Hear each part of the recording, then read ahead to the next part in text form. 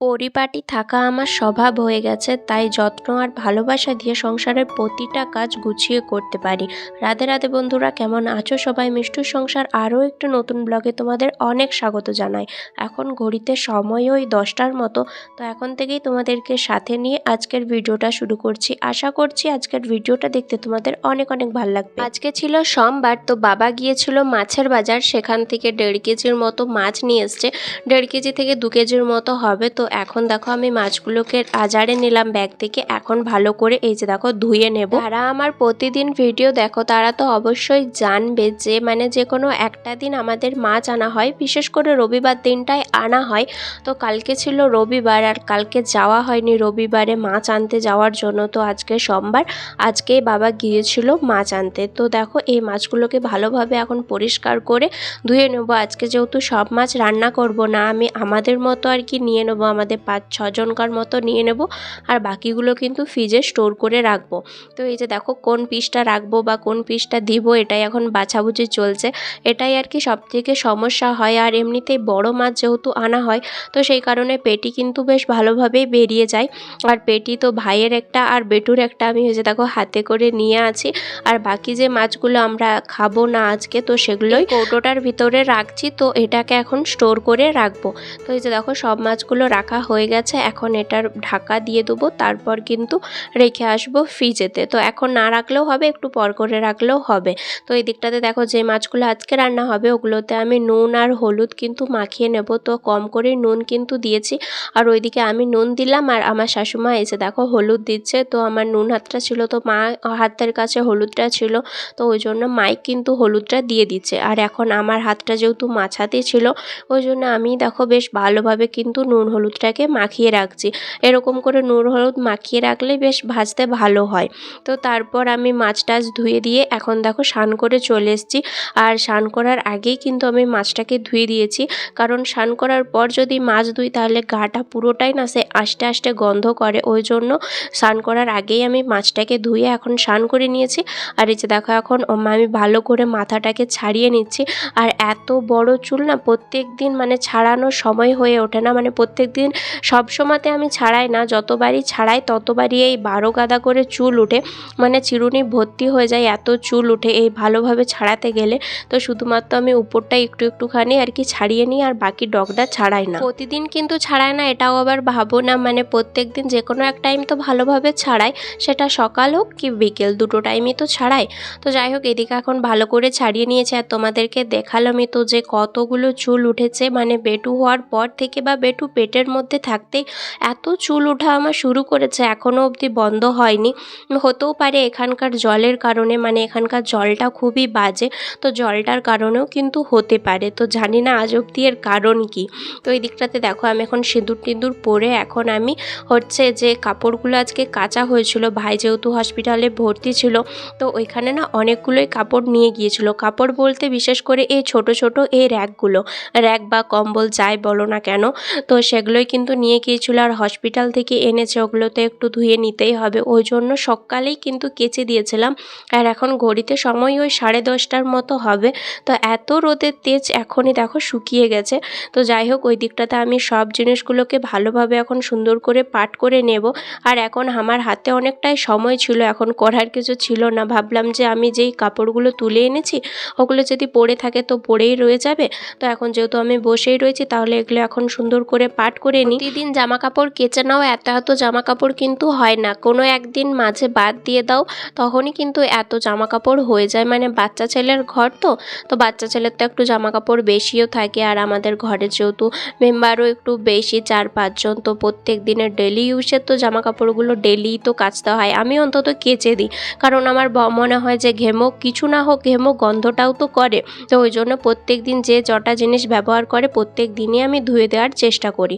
তো এই দিকটাতে আমি সব জিনিসগুলো পার করে নিচ্ছি। আর ভাবছি আজকে বেটুর যে জামা কাপড়গুলো রাখা হয় যে ব্যাগগুলোই করে, ওই ব্যাগগুলোও আজকে সুন্দর করে গুছিয়ে নেব। অনেক দিন যাবত ওই জামা কাপড় নিয়ে না ওটার অবস্থা পুরো 12টা বেজে গেছে। তো ভাবছি আজকে ওগুলোও একটু পাট করে নেব। বেশ সুন্দর করে পাট করা থাকলে পরিপাটিভাবে দেখতেও ভালো লাগে, আর জামা কাপড় যখন নিই তখন নিতেও বেশ ভালো লাগে। তো আমি যখন নিই তখন তো ঠিকভাবেই নিই, আর বাকি আর কি বাবা মা অভি যখনই নেয় তারা কিন্তু একটু এলোমেলো করে দেয়। তো যাই হোক এদিকটাতে দেখো অবস্থাগুলো একটু দেখো ব্যাগের, মানে যাচ্ছা তাই অবস্থা। আর শীতের কতগুলো জিনিস মানে ওগুলো তো একদমই রেখে দিতে হবে এখানে, যেহেতু অনেকটাই গরম পড়ে গেছে। তো শীতের জিনিসগুলো আর সেরকম একটা ব্যবহার হচ্ছে না। তো বিকালবেলা একটুখানি হাত ভর্তি জামা পরাতে লাগে, কিন্তু সকালবেলা আর বিকালবেলা একটুখানি লাগে। আর সারা দিনটা তো এত গরম, মানে পাখা চালাতে হয় এমনই অবস্থা।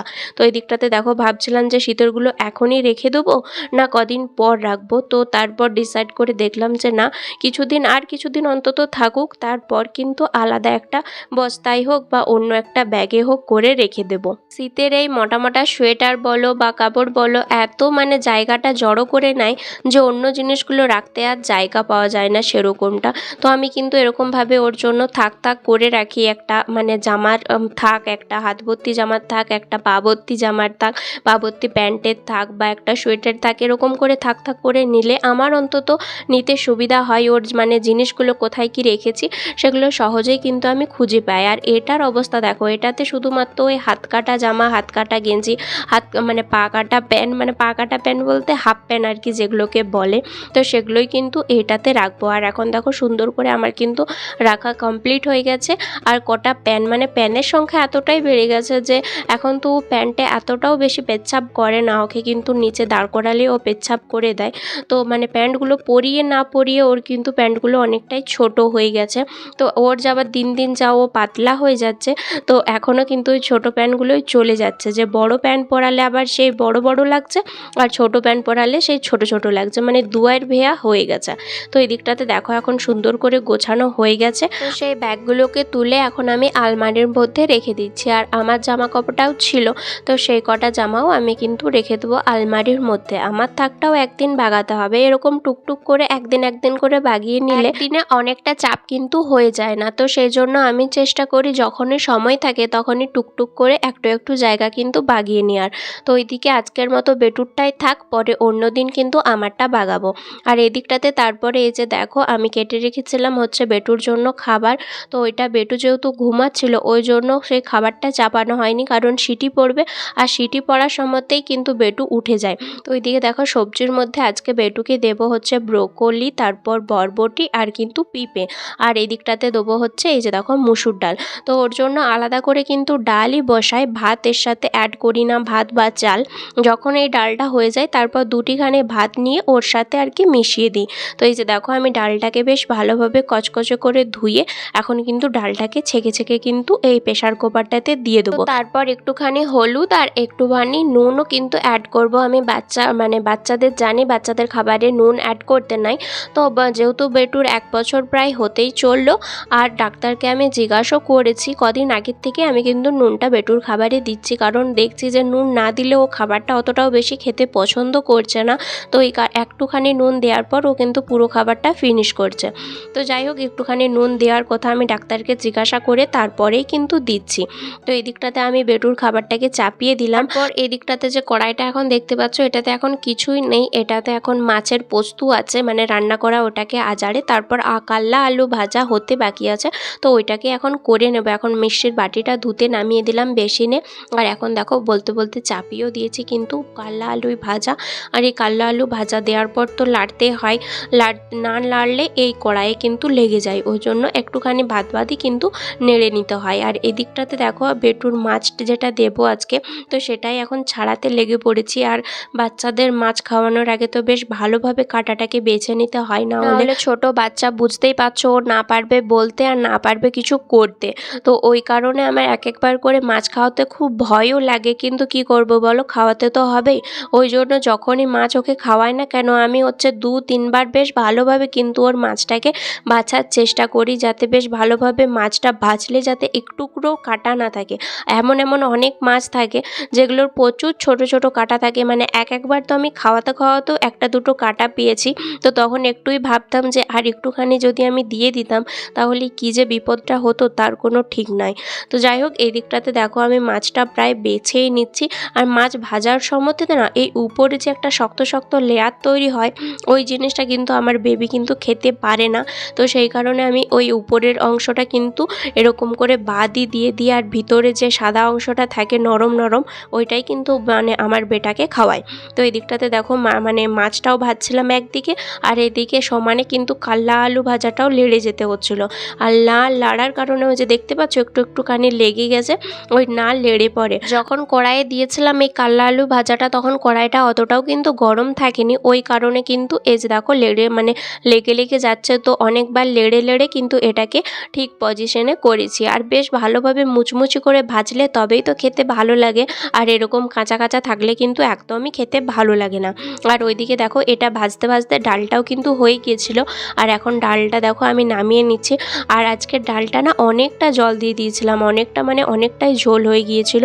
তো যাই হোক এদিকটাতে দেখো ওকে খাইয়ে দেওয়ার পর এখন কিন্তু বিকালবেলা অনেকটা সময় পরে তোমাদের সাথে দেখা হচ্ছে। এখন বরবাবু আর আমি দুজন মিলে যাচ্ছি একটু আর কি বাজারে, মানে কিছু কেনাকাটা করার ছিল। তো তার মধ্যে ছিল কিন্তু চিকেন, তো চিকেন আনতে যাচ্ছি। আর এখন আমি বরবাবুর সাথে যাচ্ছি। আর এখন কিন্তু এদিকে সন্ধ্যা হয়নি, ঘড়িতে সময় ওই 6:30 থেকে মানে 6:45 মতো হবে। তো এখনও কিন্তু সন্ধ্যা হয়নি এইদিকে, কিন্তু গ্রামে এখন কিন্তু সন্ধ্যা হয়ে গেছে। তো এইদিকে যাচ্ছিলাম, আর যেতে যেতে তো জানোই কীরকম গল্প হয়, গল্প তো লেগেই থাকে। আর এখানের রাস্তা মানে সকাল যাও বিকাল যাও সব সময়তে এত গাড়ি ঘোড়া, মানে সব সময়তে রাত্রে সারা রাত প্রায় এরকমই গাড়ি ঘোড়া চলতে থাকে। আর এত ট্রাফিক কিন্তু থাকেই। তো তার কারণেই আর কি যখনই যাও না কেন অনেকটা সময় হাতে নিয়েই কিন্তু বেরাতে হয়, কারণ 10 মিনিটের রাস্তা যেতে সময় লাগে আধা ঘন্টা। ট্রাফিকই পড়তে হয়, আর 1 কিলোমিটার কি মানে হাফ কিলোমিটার ছাড়া ট্রাফিক। এত পরিমাণে এখানে ট্রাফিক, যত পরিমাণে ট্রাফিক এখানে আর তত পরিমাণেই কিন্তু গাড়ি ঘোড়া, আর এত গাড়ি ঘোড়া হওয়ার কারণেই কিন্তু এতটা ট্রাফিক। তো যাই হোক রাস্তার মাঝখানে একটা পড়েছিল কিন্তু এই যে দেখো চার্চ, তো সেটাকেই এই যে দেখো ভাবলাম যে একটু ঢুকে দেখে নিই, কারণ অনেকবার এখানে এসছি কিন্তু এই জায়গাটা দেখা হয়নি। দেখে পরে মনে হচ্ছে যে কেন এলাম না আমি এতদিন আগে, এতদিন এখানে আছি কিন্তু এত সুন্দর জায়গা এখানে আছে সত্যিই আমার জানা ছিল না। সত্যি বলছি খুবই সুন্দর ছিল, আর চার্চ তো সুন্দর হবে এটা তো বলার কোনো কথাই না। আর এখানে অনেক কিন্তু মানুষজন ছিল, এখানে যেহেতু সন্ধ্যাবেলা মানে সন্ধ্যা হবই হয়ে গেছে, তো সবাই কিন্তু প্রদীপ দিচ্ছিল, প্রদীপ বা মোমবাতি যেটা চার্চে এলে দেয়। আর এখানটাতে হচ্ছিল কিছু মানে এখানটাতে বসে তুমি মানে ঠাকুর প্রণাম হচ্ছিল, কিছু একটা মন্ত্র আর কি বলছিল সেটাই কিন্তু প্রণাম হচ্ছিল। তো আমরাও 5-10 মিনিটের মতো এখানে বসেছিলাম। তারপর তোমাদের সাথে একটু শেয়ারও করি। এই ভিতরটা দেখো মানে জাস্ট অসাধারণ একদম। এই যে দেখো মানে দেখতে পুরো সেই কি বলবো এত সুন্দর লাগছে যে কি বলবো বুঝতে পারছি না, সত্যি অসাধারণ ছিল। তো ভাবছি একদিন যে বাড়ির সবাইকেও এই জায়গাটাকে ঘুরতে নিয়ে আসবো। আমি আর বর দেখলেই তো হবে না, সবাইকেই কিন্তু ঘোরাতে হবে তবেই তো ভালো লাগবে।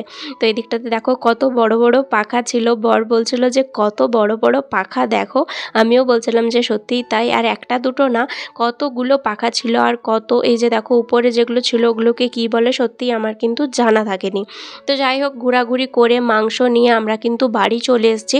আর এখন দেখো এসে পরে আমি কিন্তু বেটুর খাবার বানাবো। তো সেটা বানানোর জন্য অনেক দিন ধরেই কিন্তু সুজি নেওয়া ছিল 500 গ্রামের মতো, তো সেটাকে এরকম শুকনো কড়াইয়ে ভেজে রাখাই হচ্ছিল না। যতবারই বেটুর জন্য সুজি কেনা হয় ততবারই আমি চেষ্টা করি সবটা সুজি ভেজে রাখার জন্য। তো ওই কারণে এই যে দেখো রাখাই হচ্ছিল না, যখনই খাওয়াতে যাচ্ছিলাম তখন দুটি করে নিয়ে আর কি ভেজে তারপর করতে হচ্ছিল। তো ওই জিনিসটা একদমই আমার করতে ভালো লাগছিল না, ওই কারণে আজকে ঠিক করলাম যে সবটা একসাথে ভেজে রেখে দেবো একটা কৌটোয় কুড়িয়ে, তারপর অন্য দিন আর কি ওইখান থেকে দুটি করে বার করে নেব, যতটা আমার প্রয়োজন ততটা কিন্তু বার করে নিয়ে নেব।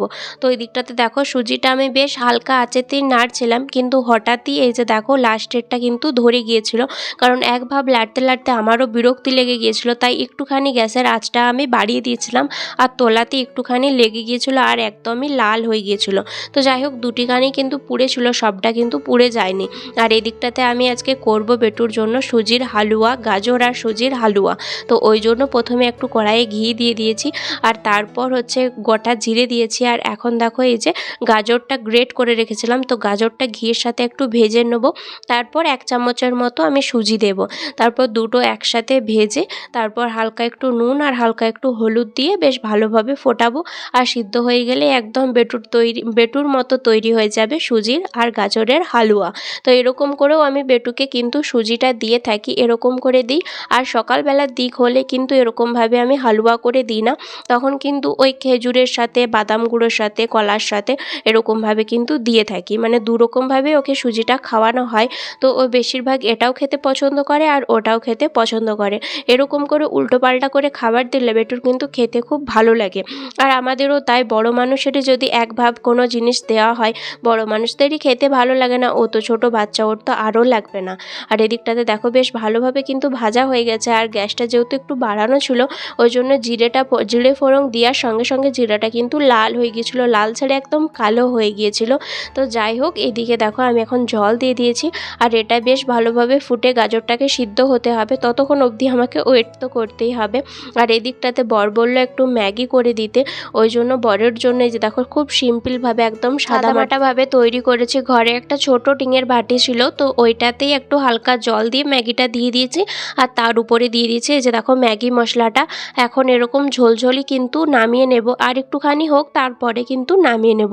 আর এইদিকে দেখো বেটুর খাবারটা তো হচ্ছে, এটাও প্রায় হয়ে এসছে বললেই চলে।